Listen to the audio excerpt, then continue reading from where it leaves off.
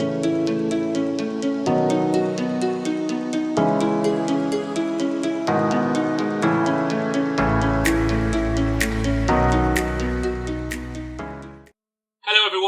welcome back to the Toy Soldier Tales podcast, episode 5. We've got something new this time. It's something we've been building up to. This episode, we are going to be reviewing submitted army lists by you, the listeners, and supporters of the channel. So thank you for those who have submitted army lists. Really appreciate, and they will appear on future episodes. We've got 2 that we're reviewing today with our panel. If you would like your army list to be featured on a future episode and be reviewed by our panel, then please submit your army list to toysoldiertales@gmail.com and we'll respond and we'll get it on a future episode. So I've spoken about our panel. I've got them here today. What's the best way to describe you guys? I think our experts in the field. I'm certainly not one. So first of all, we have our breaker of rules packs and our left field thinker, Steve. Welcome everybody. Good to be back. Is that a better intro that I've called you a left field thinker? Is that better? Yeah, I think so, yeah. You prefer that? Okay. And we've also got the most dwarf player out there, James. Hi, James. Oh, yeah. How you doing? Yeah. So I think you're perfect for this episode as our resident dwarf player, because we are going to be reviewing dwarves and orcs and goblins. Yeah, that's pretty handy. I do like a war machine. Oh, fantastic. So, we haven't actually reviewed dwarves as a whole yet on the channel. It's something that we'll be doing in a future episode. I think that was going to be episode 4. But then we obviously did the Toy Soldier Tales podcast. The Toy Soldier Tales podcast, the Triple Crown Wargaming. And we had James Lammin as a guest. That episode was episode 4. And, I had a couple of these submitted army lists.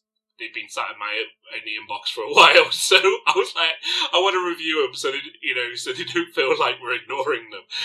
Because we're not. And, we really do appreciate the fact that, you guys have submitted your army lists. So with that, let's get to the first army list we're going to be reviewing. And this army list, well, he actually sent in 2. Mr. Noffles, thank you for your support. You've sent us a couple of army lists. And you also gave us a brief, which is fantastic because it allows myself and the guys to understand what you're trying to get out of the list, as well as us reviewing it. So there was 2 army lists you sent us. There was an ambush scout vanguard list that contains, 3 horde blocks, one that vanguards, one that scouts, and the other one ambushes.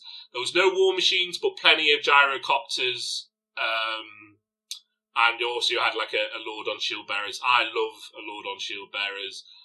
My generic dwarf army has a Lord on Shield Bearers. I'm not saying it's the most competitive pick, but I kind of have a soft spot for it. And then you also sent us a Slayer Vanguard Air Force list, because you love Slayers, and you're right, who doesn't? So both lists, had to, we had our brief, had to be blocks that had to have some kind of vanguard or ambush or scouting, and it also had to take into consideration the Triple Crown comp. So, Steve, you've had a look at this, haven't you? And you've come up with an option based upon that brief? I have, yes. I've gone and had a look at the ambush scout vanguard side of things, and it's slightly different from the one that was sent in. It's along the same sort of theme, multiple large blocks. I haven't got a Lord on Shield Bearers. That's just because I don't like it. just because I like to keep my characters cheap and cheerful. So I've gone with a Rune Lord, because obviously that gives +1 comp anyway, and I think it's a solid pick. Gives the unit AP and magic resistance, which is always nice. He is very frugally kitted out with just a Master Rune of Grumril and a Great Weapon. So he's got a 1-up save and a Great Weapon, and that'll be him. The Thane, I've gone a bit crazy with about the BSB Thane. That's my only other character. He's got a magic banner with the Ancestor Rune, the Master Rune of Grungy, and the Stroller's Rune. Nice. Longbeards for core, very similar to the list that was sent in. I've just got 41 of them, with a Musician, Standard Bearer with the Stroller's Rune. That comes in at 629 points. Wow. The 3 specials, I've got a Gyrocopter. I've got 30 Hammerers with the Musician Standard, and the Standard Bearer is waving the Master Rune of Grotch One Eye. That unit's 515. I've got 30 Miners with full command, and the Champion's got a Steam Drill. So I think on this list, if you're going to take Miners, that's a given. You don't want them to be hanging around till turn 5 before they come on. So any rerolls to come in ambushing is good. For the rares, I've got a Gyro Bomber, and I've got 24 Iron Drakes with Standard Bearer with the Rune of Sanctuary and the Stroller's Rune. So the BSB goes in the Hammerers, which means that the Longbeards, Hammerers, and Iron Drakes all Vanguard, and everything within 12 of the Hammerers is Stubborn. And then the Miners come on, obviously, where they need to, with rerolls on ambush, and the Gyrocopters generally flying around, being irritating. But the Longbeards have great weapons, the Hammerers have great weapons, obviously the Miners have great weapons. So that's the list. It's essentially got 2 major meaty combat hordes. The Miners can hold their own generally. They come in horde formation. And the Iron Drakes are there really to try and shoot down those units that can avoid the big horde units. So I think, we discussed previously in the past, and obviously when we were, looking to do this episode, hordes of dwarves with great weapons or hordes of slayers, you got a lot of punch to them, but they have to make combat. And the problem with dwarves, as we all know, is their movement 3, 6 if they march. And they've only got like an effective charge range of 10 inches. So even if you do Vanguard, you're still quite slow, because you could have some terrifying wizard or monster flying around, or some mobile dark, what are they called? The warlocks for Dark Elves. There's lots of mobility in Warhammer Fantasy, and having these horde units of warriors or hammerers or slayers or whatever running around the battlefield chasing them is quite amusing. So we've obviously looked at that, Steve, I think with both our army lists, and had to adjust to say, how would we deal with fast things? And the gyrocopters, although gyrocopters are good, they're not going to do anything to stop the big flying monster, are they? No, they're not. And the list obviously that was sent in for the Ambush Scout Vanguard had a Lord on Shield Bearers, a BSB. He had a Runesmith in it. Again, he had the same core. He had 40 Longbeards with great weapons. He had the 39 Miners. And instead of the Drakes, he had 40 Rangers. And then he had 4 Gyrocopters flying around. So it is very similar. I think the main difference is, and I prefer the Iron Drakes over the Rangers, because they are not move or fire. So they can turn around and try and get things that move around them.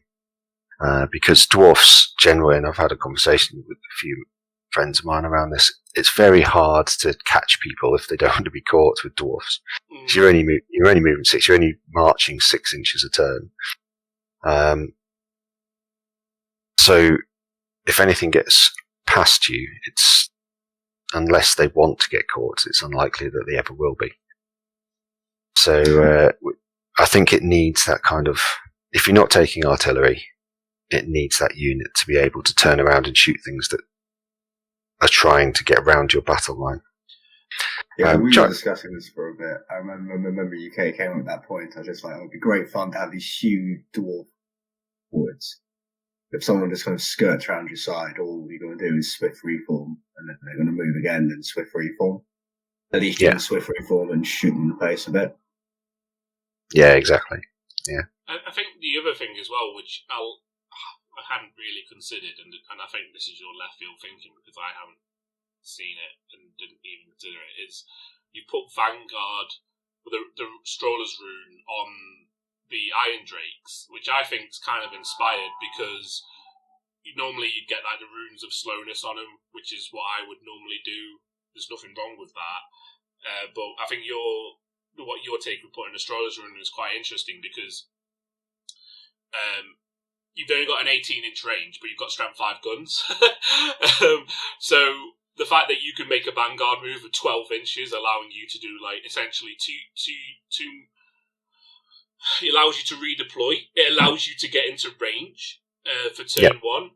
You're not guaranteed a building in your deployment zone. So if you can go, well, there's a building 12 inches away, I'm going to go whack these Iron Drakes in this building, get them out, I dare you.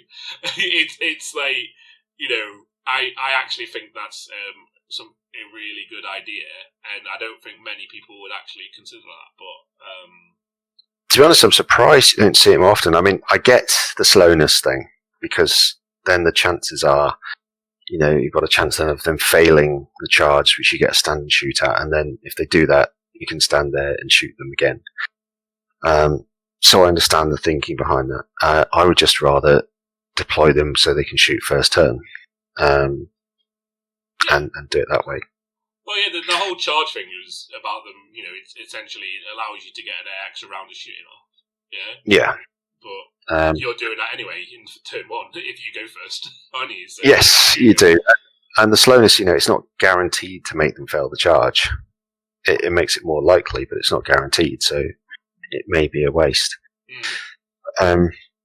Yeah, I think, and it's a stroller's list, so it keeps up with them. It keeps, you know, everything within the 12-inch stubborn bubble. Yeah.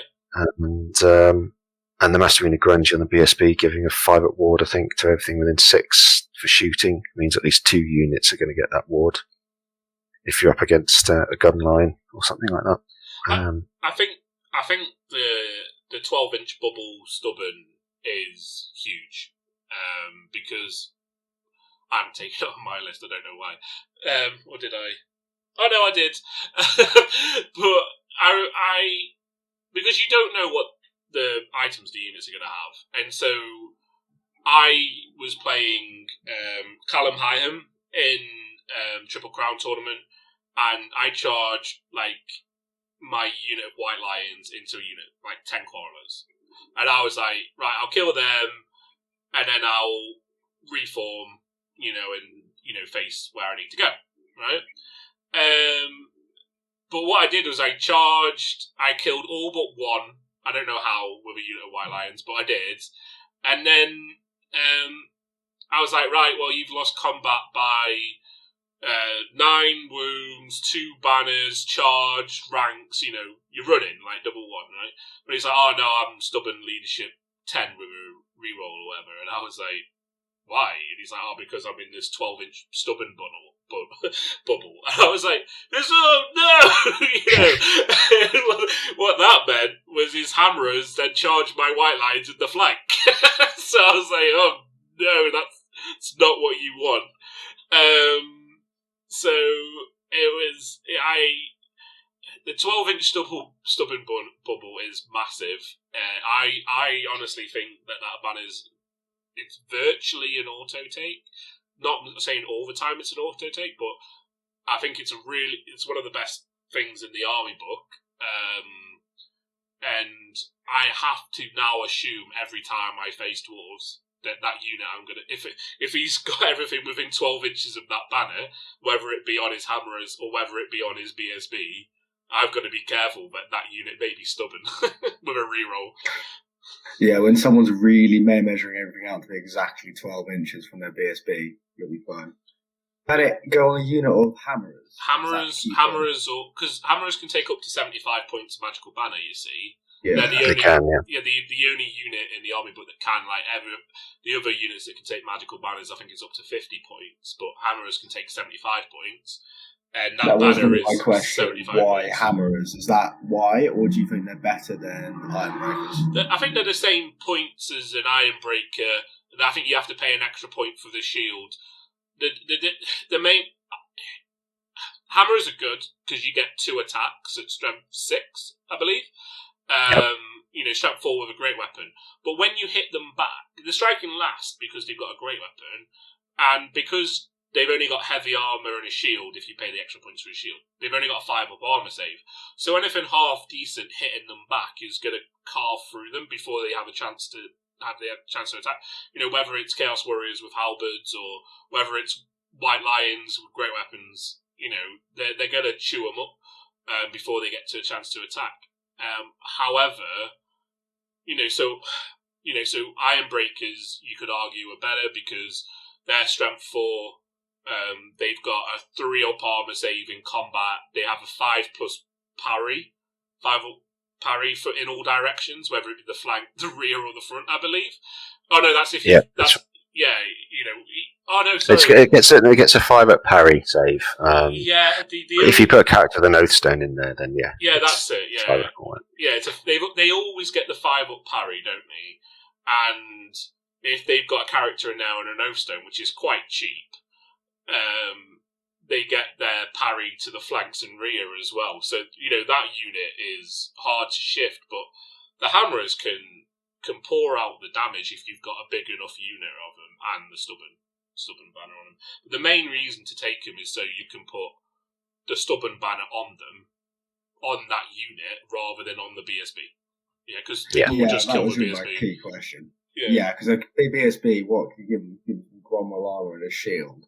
You've just got to work through 2 wounds, and all of a sudden your stubborn banner's gone. Rather than kill 29 hammerers, that is going to be quite tough to kill. Especially if you don't put them in the horde, give your opponent less opportunity to get attacks and just really grind it out. That was my thing. A 30-man horde with great weapons, realistically, you could lose an entire rank before you get to attack. I mean, it's whenever I make units in the 30 or 40, it's like the horde option's there, but it always depends on what I'm fighting. If I'm fighting a big block of Chaos Warriors with halberds, I'll go as narrow as possible because I know that they're going to outkill me. So I want to limit the damage I'm taking while I'm doing damage to them to get something in the flank. So I wouldn't go horde against that, but I would probably go horde against, a horde of goblins or something like that, where you just want to try and get as many attacks in as possible, even if you are striking last. I never have a preset in my mind how the unit's going to be set up until I see who I'm playing. But the choice between Ironbreakers and Hammerers, if you're going to take the 12-inch stubborn bubble, I would say take Hammerers. But I'll probably get shot for that. But if I was going to take that 12-inch bubble, I'd take Hammerers. Even though I've taken that 12-inch bubble and not taken Hammerers in my army list. Really put a lot of thought into your list then, Steve just convinced you there. No, you realise you're wrong. I'm always wrong when I'm comparing army lists to Steve. But no, the army list I wrote, which we'll probably go on to next, I actually wrote for a friend who gave me a very similar brief and was like, I want to take horde units of dwarves. And we had the conversation with him where it was like, yeah, but what are you going to do against flyers? Oh, I'll charge them. No, you won't. Right? So it was a very similar brief. So I'll talk about that. I'll go through that now. So segue on to my list. We have got a Rune Lord with Master Rune of Gromril, a great weapon, and Rune of the Furnace. Does that sound familiar, Steve? It does, yeah. Very familiar. Yeah. I've got Ungrin Iron Fist in my list, 350 points, and he's +1 comp, like the Rune Lord. I've got a Master Engineer, bare bones. I've got a Thane with a shield, and he's got Master Rune of Grotch One Eye, which is the 12-inch bubble, and he's got Stroller's Rune, which is going to allow one of my units to Vanguard. I've got 29 warriors with Great Weapon full command. I've got 29 Longbeards with Great Weapon full command and Stroller's Rune. I've got 29 Slayers. Now, because I've got Ungrin Iron Fist in the list, the Slayers can take up to 100 points of Magical Banner. And so what I've taken is taken Stroller's Rune again, but also taken the Master Rune of, I'm going to pronounce this all wrong, how do you say this? Valea? I think it's Valea. Yeah, well, it's 65. I've heard other people say it. Yeah, so, the Stroller's Rune obviously gives the unit Vanguard, but that Master Rune of Valea, what it does is it gives you +2 bonus to the spell Magic Phase, so that's +4. Two generic for dwarves and +2 for that, so you've effectively got a level 4 wizard to stop casting spells. And additionally, all remains and play spells are immediately dispelled on a d6 roll of 3+ at the start of each friendly magic phase. So that's good because it means you don't have to waste. Well, you roll to see which power dice. Yeah, your power dice. Yeah. No, but what it means is that's you should get rid of the ones. If they've got multiples, you should get rid of them. But if not, then you can still use your power dice, yeah, to dispel them. So it's a nice little banner. So I've put it on the Slayers, so that's like the brief of 3 horde blocks with Vanguard, which I've done.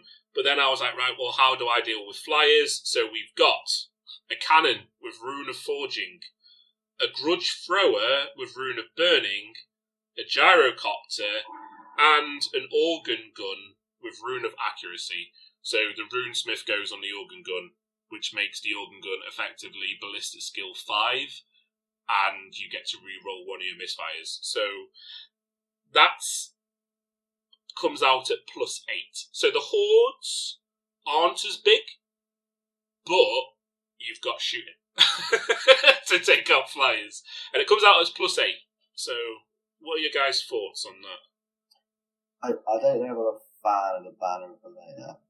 Okay. Because I was going to say, just because if someone's got a remain in play spell, the dwarves, you're not using your power dice. You're going to use the spell in your own magic phase every time. But it also makes you essentially a +4 wizard to dispel. Anyway. Yeah, but you're only getting an extra +2 for 65 points. I don't know if it's necessarily worth that, because I don't see the other bit as even worthwhile. It's just 65 points for +2 in my eyes. Okay. I like the cannon, because I think cannons are great. I wouldn't take a Master Engineer, I would just take the other rune as a Rune of Forging. The Engineer gives it +1 Ballista Skill as well, though, so it's Ballista Skill 5. Yeah, it makes it like a 200 point war machine, though. It's a lot. It would if you put the other rune on it. No, you're saying if you add the War Machine and the Master Engineer together, it's 200 points. Oh yeah, I understand that. But if I put the Rune of Forging and the Rune of Accuracy on the Organ Gun, it's nearly 200 points anyway. Yeah, I think it's more points efficient without the Engineer. I think you save 50 points or so. But you don't get +1 Ballista Skill. Yeah, and you don't get entrenchment either. No. Oh, well, and an extra wound or whatever. Yeah, I'd say for 50 points, I would say it's a petition. Keep going. So, banner and engineer, go on. I think the rest is really good though, but I think like talk yourself out of having the magic banner on the BSB. So I guess the question is always back to you: how would you rejig it with that in mind, or would you not? But the problem is, as soon as I start taking hammerers, I can't fit the artillery in. So that was the thing. So I can either, if I went, so I've actually spent nearly 800 points on core, right? So I could drop the core down, which is fair. You can do that, but I'm effectively then only going to have one huge blocking core, which is going to take up the majority of the points, and that means you're going to get negative comps for that because it's now going to take you over the points cost cap for negatives on that front. If I take a big unit of hammerers, like 30, that's also going to mean that I'm going to have to take the war machines out, or I'd have to drop the slayers, which I could do, but then I might as well not take Unger and Iron Fist. if so you're essentially rewriting the whole list, which is fine. There's certain takes on things, but I had to write something different to Steve. Otherwise we're just going, hey Steve, tell us your army. I really like the way you can do banners. I just think the war machines just solve so many problems. Like a cannon is great for killing most things. With Rune of Forging as well, it makes it's super accurate. It's great, and I think those 3 war machines, are they more effective than one unit of Iron Drakes? They're probably more points, but how many points is your Iron Drake, Steve? Let me just double check. It is 430. Yeah, so actually, you're probably not far off the same points. So 300, what's that? 290, 375 for the war machines currently. Does that include the Master Engineer as well? That'd make it 435. There you go, pretty much spot on. Almost the same. So I guess which one do you think is more effective? Thematically, I'd say it's quite fun to march those Iron Drakes forwards and have them swivel around. I guess they are quite short range and they still have to move when war machines are actually quite versatile. So they've got longer range and 360 vision. James, so, you started. I guess it's very similar. You started this podcast saying you love a good war machine, and now I do love you prefer the list with no war machines. I'm trying to rebalance my thinking rather than my ballasts. No, it's more I guess the Steve's list kind of really fits that Vanguard brief. I like having the idea of having the war machines behind and then just charging everything forwards. Then if someone wants to try just to run past you and get to your war machines, that's fine because you can just charge your hordes at the rest of their army, I guess. The other thing I was thinking of with this list as well, which I thought was quite amusing, is because normally you deploy your war machines last before you put your characters down, don't you? And so I was like, because you hear the sirens going past. Welcome to London. Welcome to London. But what was I going with this? Oh yeah, so you put your 3 units down, and then you put your war machines down. So I was like, you could put your units down in a way which thinks and the player's like, oh, well, he's got a war machine, so he's going to deploy over there. And then at the start of the game, you vanguard to where you're at. So you put your war machines in a completely different place, and then you vanguard your units over to protect your war machines, and they've gone, oh, well, I started putting my stuff down over here because that's where I thought you were going to deploy your army. Well, actually, no, I'm going to deploy my army over here. So I thought that was maybe an interesting thing you could do as well, because they're not going to know that you've got Strahler's Rune on every single one of your units. So yeah, that's true. But then that makes it essentially a defensive shooty dwarf army that can just redeploy a bit at the start of the game. Yeah, it's still vanguards. Yeah, it does. It does. I still tick the box. I still fit the brief. I definitely say Steve's is really unique, and I can see it working. It's very hard to make those massive blocks of dwarfs work really well. yeah, it's. I wouldn't say it's the optimal dwarf list. It's a fun list certainly, and it'll certainly catch people out. The only problem I can see with the war machines, and they do solve a lot of the problems the Vanguard list has, is if you do get things around the side of your blocks, they will take them out quite easily. Yeah. Oh yeah, there's no doubt about it. Yeah, but yeah. I think obviously Iron Drakes are going to be harder to kill. 20 Iron Drakes are going to be harder to kill than 3 war machines. But 3 war machines, on the other hand, are better at taking out flyers. So it you know, Noffles, you're listening. You've got obviously Steve's good army list, and you've got mine not so good army list. It's just been torn apart. It's still a decent army list. It's just a slightly different slant to it. Thank you. Is fine. Thank you, Steve. You know, that was my left field thinking on this. I honestly thought that I'd have James' support on this army list because it's got 3 war machines, right? But obviously, I'm just impressed you've written something that's +8. I'll leave it at that. Well, that must have really hurt for you. To be fair, right? To be fair, only like 10 minutes before this, I was like, "Oh, I've got 65 points left over. Oh, I'll put Master Rune of Valleya on the Slayers, right?" And that meant if I hadn't included that banner, my list was actually +9 because that banner, if you have that banner, you don't get +1 or no, you get +1 if you don't have that banner, right? Yep. So it's not a negative if you have that banner. You just don't get +1 if you have that banner, which is a weird way of doing it. But so if I was not going to include that banner, it's actually a +9 list. And as I said, I only included it. So I'm going to take it as a +9 list if we drop that banner. And then you've got 65 points left over to do what you want with it. Yeah. So you could, if it was James, you could drop the engineer and the banner, save yourself 135 points to get a gyrocopter. There you go. Efficiency. No, gyrocopter, gyrobomber. Or I think you can get a straight up bolt thrower with the Rune of Seeking. Is that the 2+ to hit flyers? 2+. I think you get +1 these days to hit flyers, yeah. Oh, +1 to hit anything with the fly rule, yeah, that's it. Yeah. I don't know. I've got a soft spot for, because I also play Empire as well, and I know Steve does, and I have a soft spot for putting an engineer on like a Hellblaster volley gun. And the Hellblaster volley gun needs it more than the dwarves do, but I like the idea of going, right, the organ gun has +1 ballistic skill because of Rune of Accuracy, so you don't suffer negative shots, so at long range you're hitting on 4s, and then you put your Master Engineer on it, which means now at long range you're hitting on 3s and you get to reroll the artillery dice. I know it's expensive, I know it's nearly 200 points, but that thing's gonna do a lot of damage.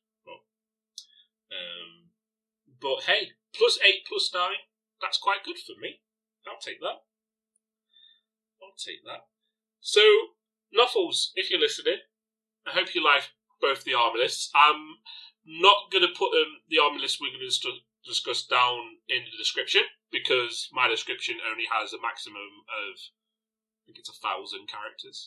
So, if we put all these different army lists down in the description, it's going to take up the whole description. So what I'll do is Steve and I will get our arm list together, and then I'll email you back so you can have a look. But I hope we fulfilled your brief. I think we have. And submit some more in the future. Anybody else got anything to say about dwarves? No, war machines aren't as good as orcs and goblins. That's very controversial. I think they're better, but they're maybe not as points efficient. My only thing is that I find quite odd is if you take 2 rock lobbers, you get -2 con. If you take 2 rock throwers, what are the dwarf ones called? You only get -1 for essentially the same unit, the same points. You're going to have to pick that up with James Lamon of the Triple Crown.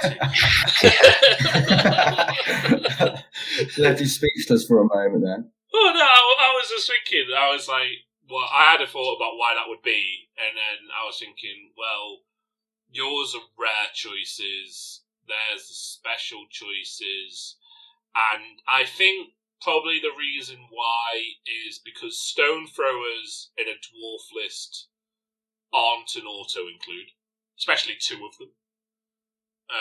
Whereas two rock lobbers in an orc and goblins list is, you would if you could.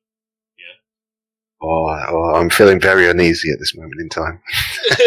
Why is that? Because I can't remember the last time I put a rock lobber in my goblin list, and from probably 7th edition, I used to run 2 grudge throwers in every dwarf list I had. Wow. Okay. Because I just think they're far better than cannons. So, interesting. So, why do you think it's -1 for 2 stone throwers? 2 stone throwers. I think it's -1 if they're not ruined. Yeah, it's -1 they're not ruined, which makes them the same as the orcs and goblins. Yeah, which makes them the same. When they're ruined, they're better but more expensive, so that's just controversial. Which one you think is better? I think because basically dwarves need their artillery a lot more than orcs and goblins do. So I think that's why it's less of a hit if you're not ruining them up.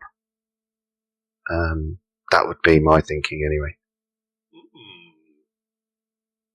Interesting. Yeah, no, it is an interesting one because if orcs and goblins don't take any war machines, they get +2 comp. Which it's very possible to take an orcs and goblins list without war machines. Kind of. You want to take kind of a higher comp list. So it's a very comparable unit between 2 armies. And I play a very shooty orc list. And actually, if you played a very shooty dwarf list, it's one of those ones that crosses across. So it just thought it was an interesting point when we're looking at the dwarf lists. So actually, how would you come to the comp of this compared to the comp of a different army? I think it's probably right. I can't actually verbalise why I think it is. It just feels about right, though. I think Steve's point too. It's important to the orcs, but it's not that important to the dwarves. If that makes sense. Do dwarves get +3 if they don't take any war machines? Yeah. I think it goes down to the fact that dwarfs, because they're so slow and because they can't, smash armies by running them down and being aggressive because they're so slow. They need the tools to force them to come to you. Mm-hmm. So they need their artillery to work as an army, I think. Whereas orcs and goblins, they have the fast units, they have magic that can reach out, they have all these different tools. They don't necessarily need the war machines to make the opposition come to you. So that's why I think the comp is less if you don't rune up grudge throwers than it is on just for standard, because the army needs it more from a dwarf perspective than orcs and goblins do. So if you're looking at, I wouldn't say you're completely cheesing out a dwarf list if you take 2 grudge throwers with no runes on them, because dwarfs rely on their reliable war machines to try and tip the odds in their favour before the opposition gets to their lines, or to force the opposition to come to their lines. This conversation about making, dwarves have a problem with, you have to make the enemy come to you because you got to struggle engaging them, makes me miss 7th edition Dwarf Army book with was it the Rune of Challenge or the Master Rune of Challenge? Yeah, I really missed the Master Rune Challenge. Oh. That was the reason you took the Dwarf Lord. For those who don't know, what's the Master Rune of Challenge then? Well, James, let us tell you. Back in my day. Back in Stephen Meyer day, there was 2 abilities in the entire game. One was called the Rune of Challenge, and one was called Siren Song. Right? Now, what it did, is you could pick an enemy unit in charge range, yeah, and they had to charge you. In that you did it, it was one use only, and you did it at the start of movement phase, yeah, so during the charges, and you would say, right, Mr. Unit, you have to charge me, okay, and you could only do it if they could actually make a viable charge against you, and dwarves... I think they did have the option to flee as well, just to cut. Yeah, they could either charge or flee, but the dwarf one was slightly worse than Siren Song, and that's because, a particular person who we all know and is infamous wrote the 7th edition Demon's book.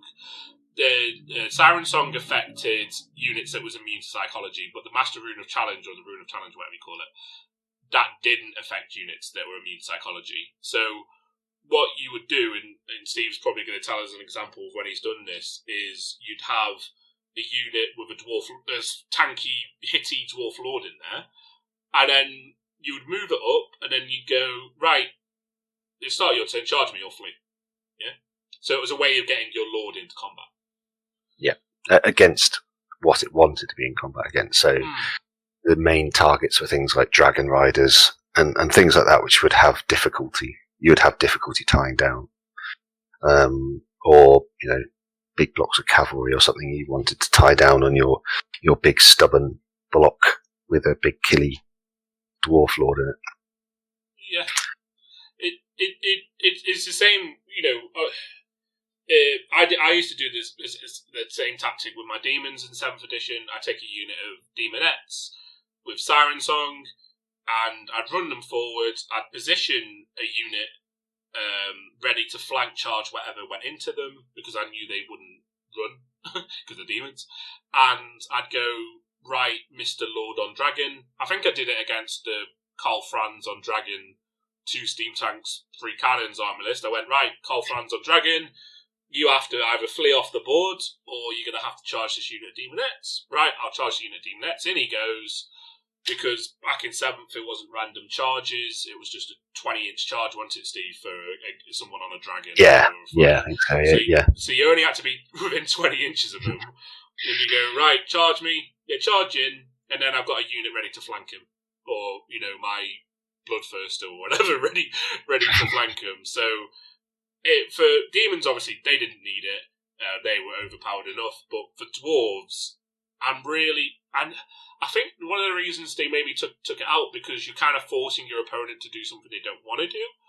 But dwarves, I think, demons didn't need it. I think dwarves, it would be a really nice addition to. It was a good rune. I mean, everyone took it, but it was a good rune to have for the dwarf army, because it meant that. Let's put it this way: that when they took it out, I stopped taking dwarf lords. Because they never made their points back, or very rarely made their points back, because people could just avoid them far too easily. It's along with that 7th edition Tomb King item, the jar, which allowed you to do an extra incantation, which means that you could charge, turn around and charge people. Mine will be done again or something with it. Yeah, and the banner that let you reform or at the start of your movement phase. It was, it was a nice tool a lower tier army had to help them out, and those kind of things have gone, which I do miss.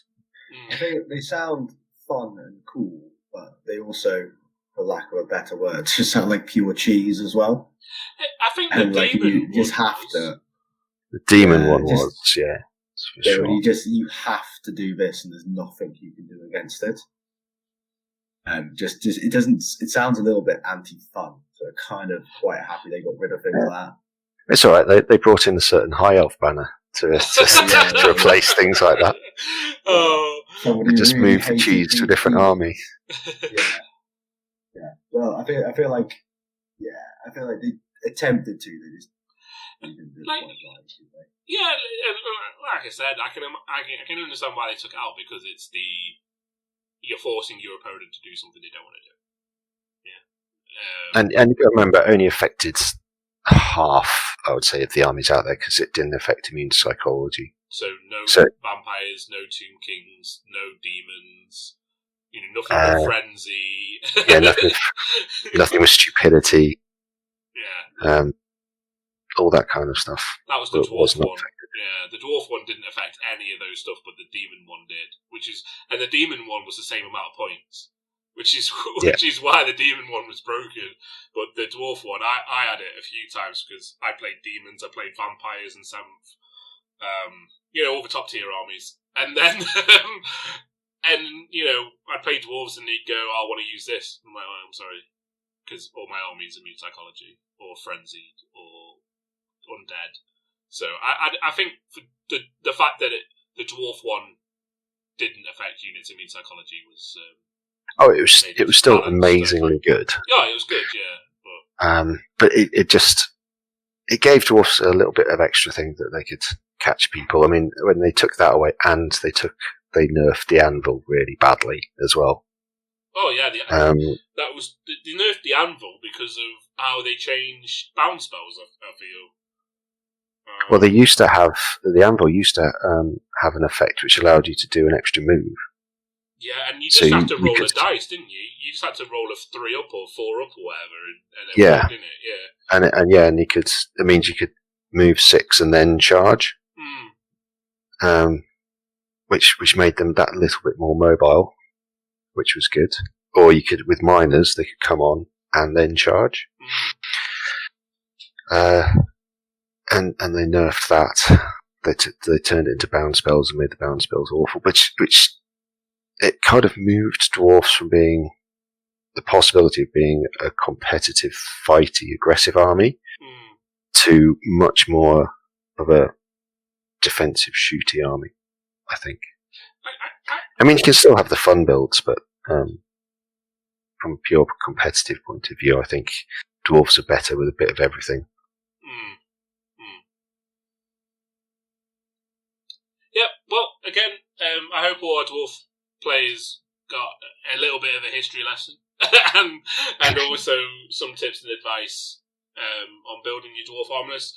We will do a dwarf armor list, a dwarf review for Triple Crown in the future. Probably won't be for a while now, probably at the back end, because we've just talked about them in depth now. But yeah, we'll send you the armor lists in an email so you can have a look.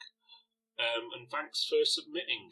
So let's move on to Orcs and Goblins, which I don't have an awful lot to say about because I haven't really ever played them. So this one comes from Jack Cropper. He says, "Hey guys, really enjoying the Orcs and Goblins podcast recently. You've got a league starting soon. They know now that you've seeked internet help on your army list.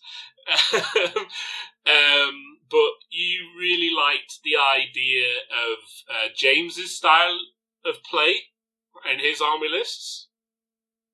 Fair enough. I think that's probably the first time. He's a terrible person. As far as me, that sounds fair. I mean, that's the first time you've heard that in it, James. Yeah, that's very true. Don't get me wrong, no one's ever said they like my army lists. But yeah, you've got a big 10k army, but you're looking at doing a 2,500 point list for this league coming up. No Triple Crown comp restrictions, so that was interesting. I think for the pair of you, writing an army list where you didn't have to think about comp, it's just about writing a good army list. So I'll quickly read out his. He only sent one Noffles, which is why I'm going to quickly read it out. So in his list, he's got a Savage Orc Great Shaman, level 4 with Shrunken Head and Fencer's Blades. That's a classic build. You've got, for heroes, he's got a Black Orc Big Boss Battle Standard Bearer with Charm Shield and Talisman of Preservation. Interesting choice. Not sure about the Charm Shield, but I'm sure James and Steve will go into that. Night Goblin Shaman, level 1 with the Spell Scroll. Yeah, I'm going to steal James's words here, but the Spell Scrolls are vital on Orcs and Goblins, but he'll probably tell you why. He's got 5 Wolf Riders with Short Bow and Musician. 20 Night Goblins with Bows and Fanatics and a Musician, no standard. 40 Goblins with Short Bows, Full Command, 3 Fanatics. 35 Savage Orc Biggins with Full Command and additional hand weapon. 25 Black Orcs, Full Command Shields. 2 spear chuckers, 21 squigs, and 7 squig herders. So, Steve, you normally run squig herders, so I'm sure you'll have something to say about that composition of 21 squigs and 7 herders. And then this is, the rare choices: 2 doom divers, 2 rock lobsters, and 2 mangler squigs, and that comes in at 24.64. There's obviously some points to play around with. You could fit another spear chucker in there for that, but obviously room to play around with magic items and whatnot. So, James, seeing as he's looking to field something along your lines, what have you got? So mine's pretty similar to what he's got. I kind of tailored it towards how I like mine to play. So I've got pretty much the exact same Savage Orc. So Savage Orc level 4, Lucky Shrunken Heads with Defensive Blades to kind of make him a little bit more killy and keep him alive. Then I take a War Boss. I like the Leadership 9 Bubble. He's on a boar with Armor of Destiny, with Dragonbane Gem and Abatrix's Shard, and a great weapon. Then Heroes, I've got Black Orc PSP. I've given him Dragon Helm and a Shield, keep him alive a bit longer. I've got 2 Goblin War Bosses on Wolves with Spears. One of them's got a Charm Shield, one of them's got a normal shield. Light Armor just to run around and be annoying. Level 2 Light Goblin Shaman with a Dispel Scroll. 2 units of 5 Naked Wolf Riders because I ran out of points. One of which has a banner. I didn't know what the scenarios these guys were going to play, so I just made sure there's enough banners across the board. But you could drop 10 points there if you weren't doing anything with the banners. Then I've gone a bit heavy into the Savage Orcs. I've got 43 Savage Orcs with full command with 2 hand weapons. Then there's 6 spear trackers. This is where I become a horrible person. So 6 spear trackers, a wolf chariot, 9 trolls, and then the same rare with 2 dune divers, 2 rock robbers, and 2 mangler squigs. So it's pretty similar. I've just really bulked out that Savage Orc unit as much as I could, and then put trolls in over squigs because I think they are just more effective. I think taking a war boss is slightly controversial, but in my experience, that Leadership 9 is really helpful, especially when you've got the Savage Orcs who have to test for Frenzy and any break tests and anything like that. The trolls being stubborn is really key as well. He's got little things like Dragonbane Gem because he'll be in the unit of trolls, so people will try and run the flaming banner at that unit, so it works quite nicely to keep him alive. And yeah, that's essentially the same as I would run my list. I take a Squig Gobbler and I don't take the Mangler Squigs because they're minus quite a lot of comp. I like the idea of taking Light Goblins with Fanatics because they're really hard to get past and around. They're really good at defending your war machines. I just think kind of having a big block of trolls, a big block of Savage Orcs, lots of little chaff units to block and slow people down with, and then just a whole load of shooting is kind of the most effective way to do it with Orcs and Goblins. And I hate being unreliable, even though I play a very unreliable army, which is why I take the War Boss. So in your list, I think there's only, 3 units at test for Animosity, but one of them has a Black Orc Big Boss in him. Yeah, and the Wolf Riders are really there almost just to as redirectors. Yeah, just to be annoying or to try and run at people's war machines or stuff like that. They're just fast, they vanguard. In theory, you can be in someone's deployment zone turn 1. So just completely slowing down when someone's got a big Death Star or frenzy unit you want to go get in the way so they have to charge you and overrun or block steam tanks or do whatever you can to slow people down to give you an extra turn of shooting at something. Because you've got 10 war machines and that can do a lot of damage. So yeah, and I always like having a level 4 and level 2 because I think the Orc Big War is quite good. It's quite situational sometimes. The teleportation spell is amazing. Sometimes you don't want to move forward, so why teleport? So you just Bigfoot Gork, but some of the little war spells are really handy as well and draw out people's dice quite nicely. Itchy Nuisance is annoying spell. Yeah, Itchy Nuisance, and just the whole load, like the poison spell and all that kind of stuff. They're just really little handy things. And like Alan said before, I just think orcs get really punished by certain laws of magic. So if someone casts a big purple sun on their army, you can lose half your army in one go, because everyone has to take an initiative test. And your shamans are initiative 2, your trolls are initiative 1, savage orcs are initiative 2. So you lose the majority of them from one spell. If someone takes Law of Death, they're probably going to get it off at least once. So at least that Dispel Scroll can stop it that one time. Is kind of my theory with it as well. I think as well. You've obviously got the big nuke spells, but James, me and you have obviously played a lot, and we've played a couple of times on the channel with my high elves versus Yorks and Goblins. So yeah, check it out, folks, if you've not already seen it. But one of the things you'll notice that James and I are really careful about is when we engage in combat with our blocks, because a magic phase can change the outcome of that combat. And if James goes into combat with one of my high elf blocks and he's got a buff on, or he's got a debuffer, a hex on one of my units, and I've got nothing because on his unit or on my unit because he's cast because he uses the spell dice to dispel me and his spell scroll in the previous turn, it's a huge swing. So there's a lot of army lists out there that don't need a dispel scroll, but I'm pretty sure. I don't know if Steve's taking one of his army lists because I think you're used to not taking them now, Steve. But I am, yeah. Yeah, I think I'm the same. I never take a dispel scroll because I play demons and I'm just so used to not taking high elves, and I'm so used to not needing one. I think there's but definitely certain lists that need them less. So if you play an army that's got multiple small elite units, I think it's less so. But I feel like when they brought out the concept of hordes, they were concerned that actually we don't want everyone putting all their eggs in one basket. So the big nuke spells in the game do counter that quite badly. Because orcs are the way they are, they're quite slow with Lucky Shrunken Head. You kind of load up those savage orcs and you load up the trolls. You've got 2 quite big blocks there.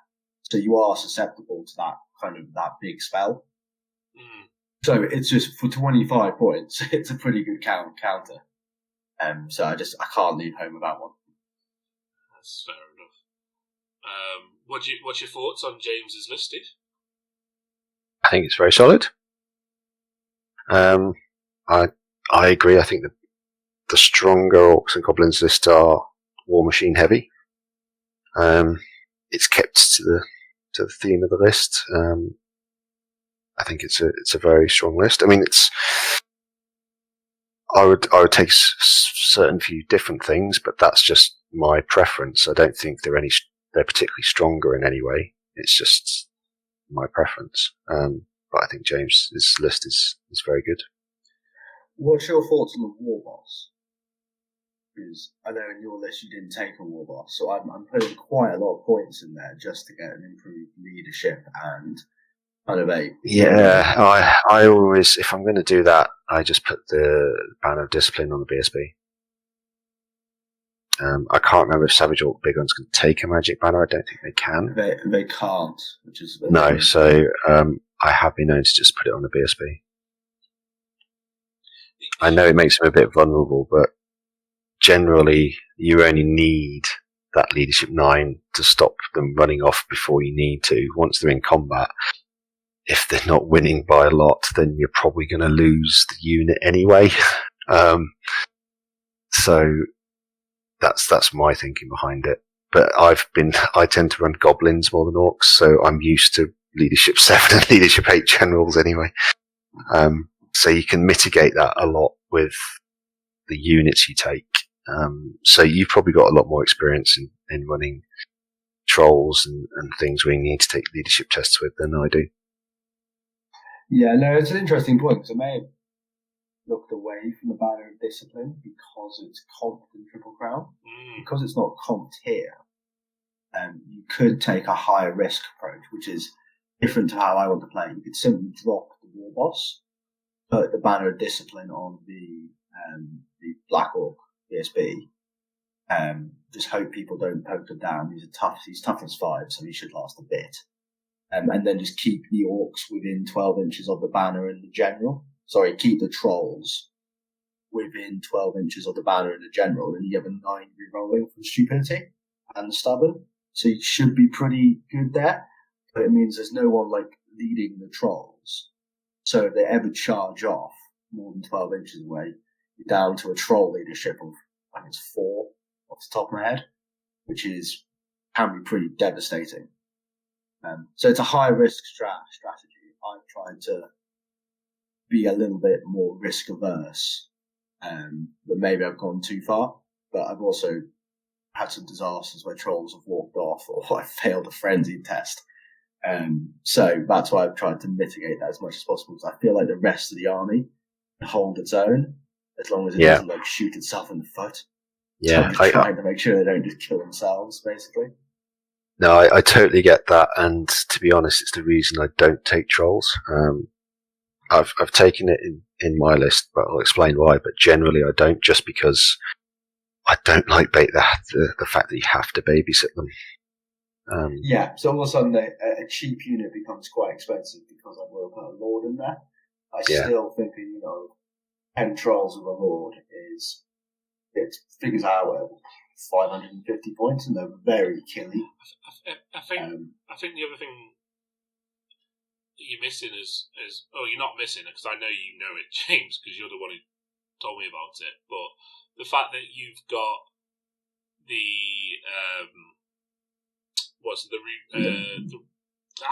magic resist.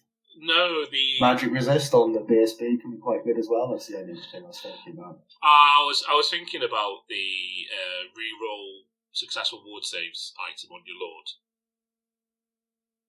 I do have other tricks to show. Yeah, so there's a reason why you take that as well, isn't there? Yeah, because again, the trolls have regen, so it doesn't impact them. I play you a lot, so I've had to fight a lot of frost hearts, so the lord's actually quite good at killing frost hearts as well. Because he's strength 8, so he goes down to strength 7, so he's freeze followed by freeze, and they have to reroll their wards. So it's just, again, it's a handy thing. If you can't put it on a hero who's in a unit that's got a ward save, because then the models around him have to reroll their own ward saves, which is a bit of an odd rule. But when he's in a unit with regen, it works quite well. So if people try, that's why he's got the Dragonbane gem as well. So if someone tries to focus them down with the Band of Flame, he gets a 2 aboard. So they kind of synergize pretty well together as well. Yeah, it's a good combo. Yeah. It's solid, it's just quite expensive. And I always think to myself, is it too much? But whenever I roll a 9 on a leadership test, I'm like, oh, thank God I took that war boss. I can imagine that. Steve, what have you got in your Orcs and Goblins? Yeah, I think I've tweaked it slightly since I sent it over, but it's essentially the same. For me, I've tried to keep the theme of the list that was sent in, or at least with the models that you've got. So I've gone with a Savage Orc Great Shaman again, level 4, with exactly the same kit, because I think that's probably the best kit you can give him. I've also got a Night Goblin War Boss with a shield and a Wizarding Hat, because I love me a Goblin with a Wizarding Hat. There's an auto included, isn't it, Steve? It is. I just think all the 8 laws of magic, it doesn't matter which one you roll it up, it'll really help Orcs and Goblins. And for it's essentially 158 points for level 2, but it gives them access to laws of magic they wouldn't normally have. I think it's well worth it. I've got the Black Orc. Mounted on something? No, he's just on foot. That's why he's got a shield, so he's got a parry save. Okay. I've got a Black Orc Big Boss, BSB, very similar kits to what's in the list. He's got Talisman of Preservation and Enchanted Shield. Just giving him Enchanted Shield over the Charmer Shield just for that extra armour. So he's got a 3 up and then a 4 up. But I get the charm shield thing as well. It's probably better against really high strength stuff. Just to negate that one strength 7 or whatever it is, or strength 6 that would pretty much negate his armor anyway. And then I've got a level 2 Night Goblin Shaman. Just because I do like some of the little war spells. They're quite good. And plus you get the magic mushrooms, so it's a good way of having an excellent magic phase. For core, I've got 5 Goblin Wolf Riders with shields and spears. They're very similar to just the solo hero goblins, but I just put 5 in there in the core section because I just quite like the unit. They're probably a little more unreliable, but they're more orc and goblin-y. And I've got 2 units of Night Goblins with bows, with musicians, 20 of them, with max fanatics. So you've got 6 fanatics there. And then I've got a bigger Savage Orc Big Gun unit. I've got the full 47, with musician and standard bearer, and I've given them bows, instead of additional hand weapons. The reasoning behind that is so they can do some damage from range from turn 1, instead of having to wait until they get into combat. And you're essentially trading off an extra 10 attacks, 9 attacks in the front row if you're in horde formation, to the ability to shoot bows. And if you do get a poison spell on a bit of war, it suddenly makes that unit a lot better from range as well. Yeah, we'll let you finish and then we'll chip in. Yeah. Specials, I've just got the 5 spear chuckers because I do quite like spear chuckers, and I've got 8 trolls. Normally, I would have swapped those for a unit of 30-10 squigs because I prefer squigs, for a number of reasons. They're immune to psych, so they don't necessarily need to be in the bubble of the general, so they can operate on the flank quite easily. Their killiness ratio is, I think, on a par with the trolls. I think we did some maths a while back, and it was fairly similar. And they don't have stupidity, so they don't need to be babysat. So they tend to be the unit I just tend to point at something and go, yeah, run off after that, and I don't need to think about them too much because they just run off and they keep going until they all die or explode. But because I don't know if he's got more than the squigs. Yeah, he's only got 21 and 7. I have played that combination before, and I've found it just doesn't quite have enough staying power. So it's I prefer the horde. I tend to go hordes or nothing, but that's just me. To be honest, the 21-7 is an excellent flanking unit. As in, if you get it in the flanks, it is brilliant, but it's not as good as the hordes just going up into the front of something. So it's a lot trickier to use, but it's still a good unit.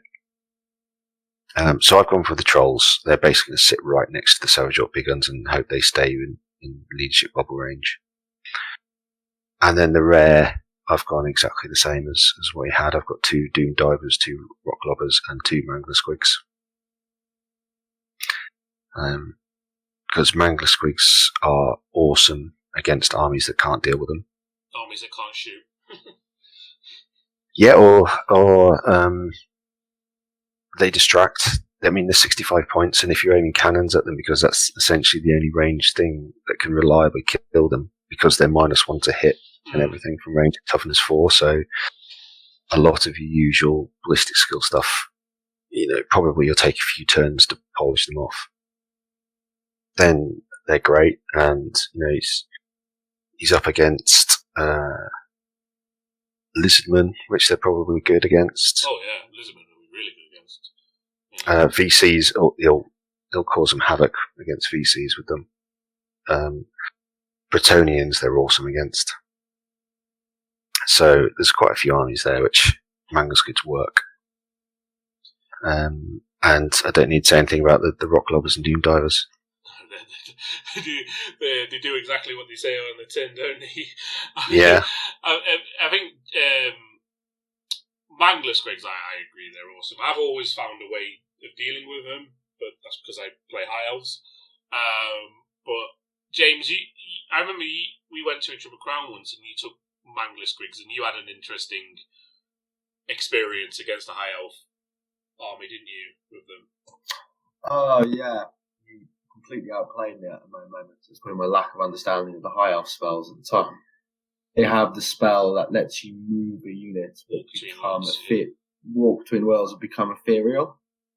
So you vanguarded, moved, and then walked between worlds into the Mangler Squig to kill it.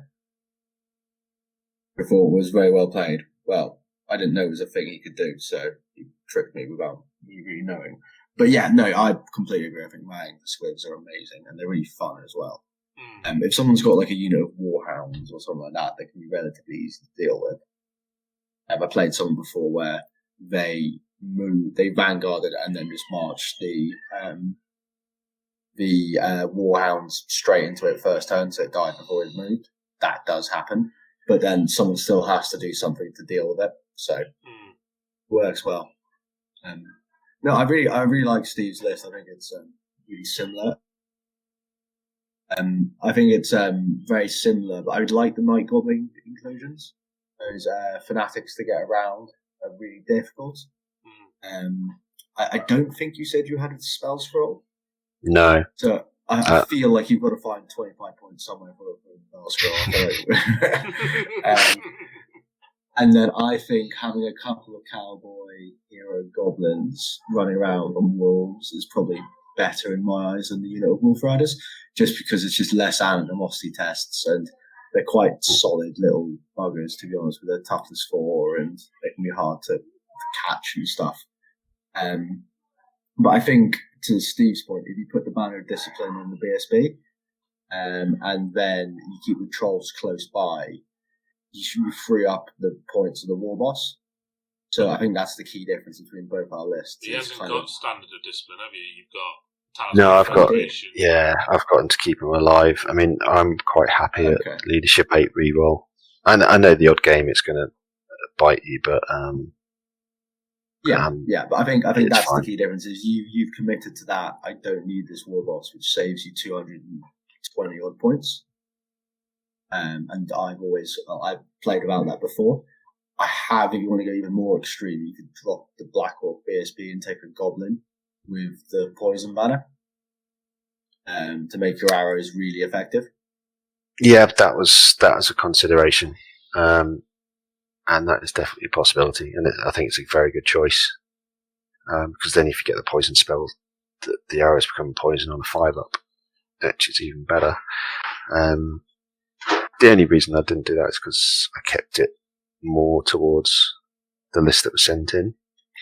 And then the other thing is because I always think it's a bit odd that there's a massive group of hulking savage orc big guns paying attention to this weedy little goblin stuck on the end waving a flag.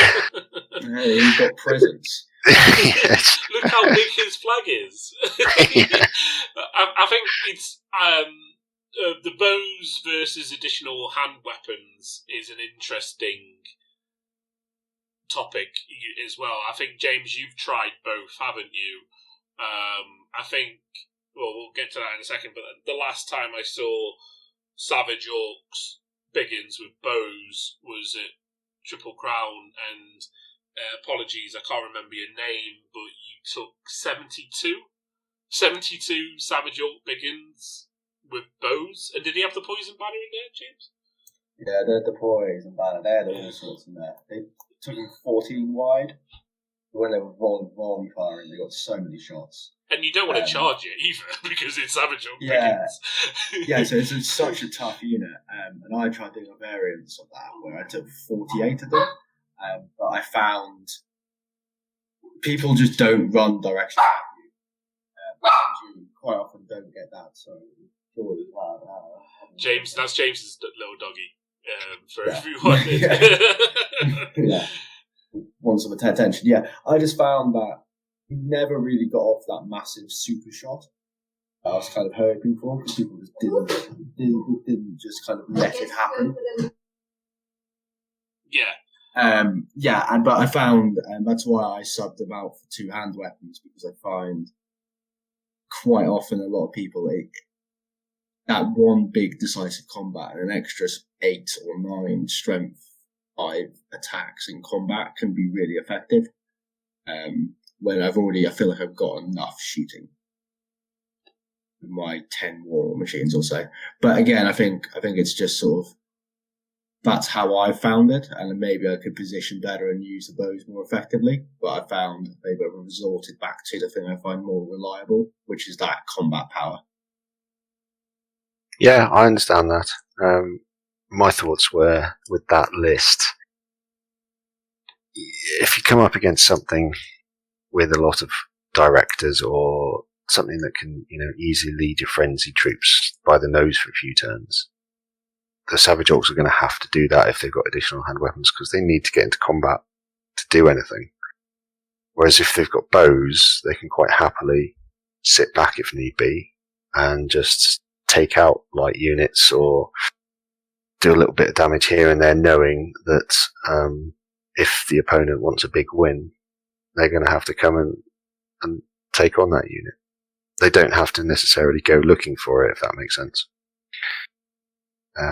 So that was my thing. Play orcs, they don't move a lot, even though they have two-hand weapons. They just stand there in a line and defend the war machines, as Alan knows very well. He's dwarks. Yeah. That's what he's his name for, a dwark player. Yeah, I rarely leave my deployment zone and make a little square in my corner with my line of war machines, and with a squig gobbler as well out towards. That's quite hard to chew through as well for most light cavalry. But yeah, no, I've used those before. I've used that banner before. I always come back to two-hand weapons, but I think I'm trying to mitigate. Maybe I'm putting too much pressure on that one game. I lost that one time because I needed a few extra attacks, or I failed the leadership 9 test. So I guess that's what my orcs are trying to do, is make them as reliable as possible while still being orky. You should be so hard on yourself, James. That's how we improve. No, I think it's just, because I really like Steve's list and I really want to run that Wizarding hat. Because it sounds really good. I think once you've tried it once, you'll never go back. You'll go, why had I not tried this before? Yeah, that's fair. I think you have tried it before, haven't you, James? I have, and I rolled Death versus your. I think I did. Yeah, versus the demons. I just didn't quite get the right spells. I think you got Caress and Soul Blight, didn't you? Yeah, Soul Blight's always good, but Caress isn't great against your demons. Rolling against your toughness. Yeah. But yeah, again, still a helpful spell. But in that situation, it's like, I could probably just take one spell from a little while. It would probably be quite as effective as Soul Blight. I just want to get like a dwellers off on someone once with a goblin and just laugh. That'd be great. Yeah, it's when you roll up the really good stuff. I mean, I when I took it to Derby, I think I rolled Shadow against Dwarfs. The first game, then I rolled Death against Demons, and I got Soul Blight that game, which was absolutely hilarious because fighting a unit that's been netted and Soul Blighted is just brilliant. And then I rolled Metal against Brett's. Oh, that's quite lucky, isn't it? You'll take that. Yeah, take that every day. Yeah, signature spell, please. Yes. But it's that chance of getting something really good. I mean, almost anything really works, as I've probably said before. Any of the laws is good. You know, you roll beasts, Wissons on Savage Big Orcs, makes them even better, so much more better. Even Law of Fire, which is regarded as one of the weaker laws, it gives you Hadouken. Yeah, and if you manage to get Flaming Sword, that's an awesome spell. If even just Fireball, to help pick off those war machines, which actually Orcs and Goblins are not great at. If you're trying to hit cannons, you can just 6 dice of 3d6 Fireball and help chip off those wounds on cannons, which is where the bows come in as well. I think on Savage Orcs they can help with that kind of thing. So I don't think there's a particularly bad law which for the Orcs and Goblins army out of the 8 magic laws. Even Light, the signature spell is a decent magic missile. You can get the initiative boost, which helps mitigate any death magic that's coming against you. Yeah, weapon skill 10 and initiative 10 sounds fun. Yeah. One strike first trolls is kind of hilarious as well. So yeah, I think he's obviously got like a lot of options he can go with there. They're both very strong lists. So in closing, for Jack, he said that he's most likely to be playing against Vampire Counts, High Elves, Lisbon, Bretonnians, Dark Elves, most armies really, maybe some Wood Elves. Is there anything you'd say maybe to watch out for? With the army list he's going to take, we've already said watch out for Walk Between Worlds with the High Elves, but is there anything else you'd be quite cautious against playing against any of those armies with the list you've suggested?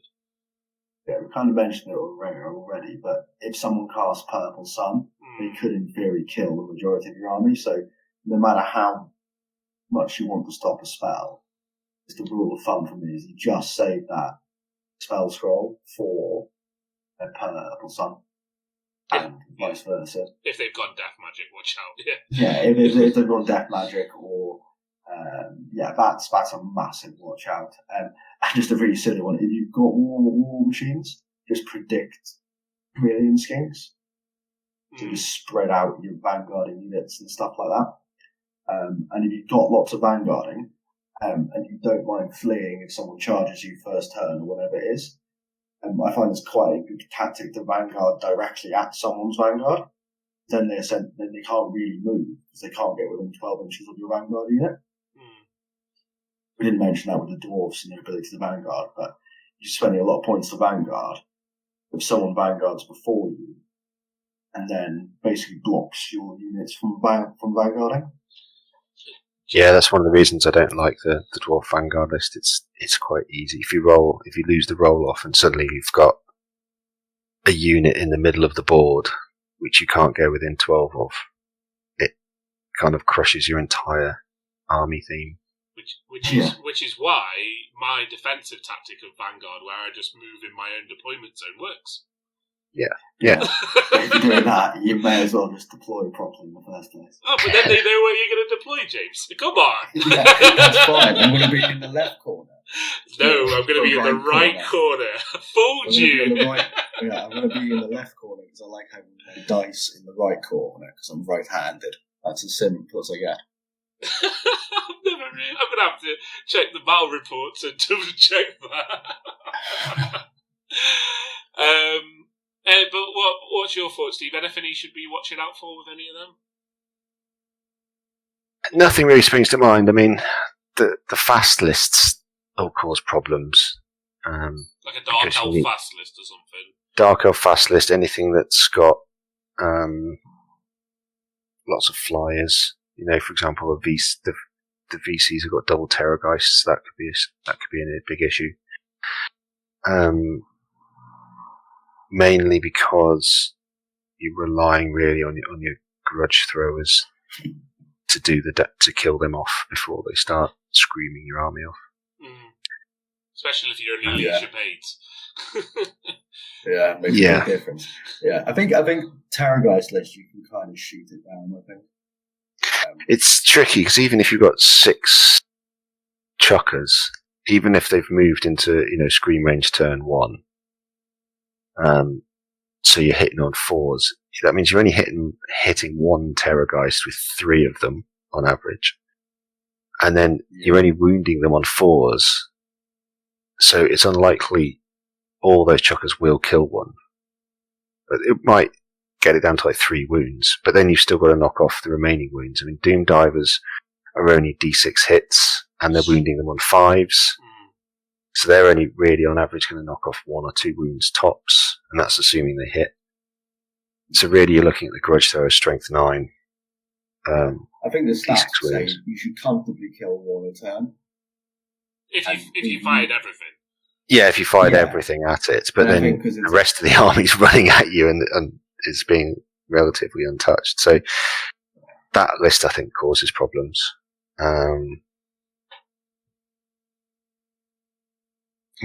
Bretonnians should be, in theory, okay. Should be okay against Bretonnians because you've got the Fanatics. Probably got, if you've got Manga Squigs, and Chuckers are awesome against Bretonnians. Rank Pearson, yes please. Yeah, it's the no armor save, and Doom Divers are awesome against Bretonnians as well. The trolls do great as well. The stubborn, the troll vomit. Anything stubborn versus Bretonnians is just really annoying. Can't just lose all their attacks, and the troll vomit, which will get you 5 or 6 kind of no armor save. It's pretty scary. Wow. So, Jack, lots to think about. Again, thank you for submitting your army list for review. We will send you James's and Steve's army list for your perusal and consideration, but good luck in your 10-man league, and let us know how it goes. I'll be interested to find out if Steve's and James's advice helped. But we've gone on for quite a while, so I'm going to wrap it up there. I feel if anyone else wants to submit their army list for review, then please do. The email is toysoldiertales@gmail.com. I nearly forgot that. And, it's so easy to remember, and I nearly forgot. Steve, James, is there anything you want to add before the end? Not particularly. No, just really love to talk about this game. So it's great reviewing other people's lists. I really enjoy trying that themed approach as well. Like, can you make this work here? And I feel like we kind of give back and forwards around all the different approaches you can have. Steve? Yeah. Just it's as always, it's a lot of fun, but it's obviously just our opinion. I think there's so many different combos that work in Warhammer. That's one of the great joys of it. There's no right or wrong way of playing, especially around my comments around Dwarf Lords, because I know a lot of people who swear by them. That's just a personal preference. I prefer to spend the points on more dwarfs. But yeah, I mean, I would always say just try out new things and see what works for you. Yeah, I'd say, especially at that point, that me and Steve are trying to pick a similar list, and we still can't agree. Well, if you want to see James's orcs in action, he hasn't taken that specific list on the channel, but I feel like he's owed the opportunity to field that list on the channel. So look forward to seeing that soon. As soon as May the 17th hits and we can start filming indoors again, I think that's when we're going to start recording battle reports after that. So look forward, hope you look forward to seeing more content. Please subscribe and share. It really helps the channel grow. It really helps people see the content. And if people are looking at the content, and giving us more things to talk about, then we're going to produce more content. So please like and subscribe. please, look at us, our channels on Facebook, Instagram, and Twitter. It's all the same name. I was quite lucky that no one else has picked my name for the channel, so please find them. I'm trying to post up there whenever I can, different things of what we're painting and what we're working on. So I hope you all enjoyed the episodes. Thanks again to James and Steve. Thanks again to Jack and Noffles. And we'll catch you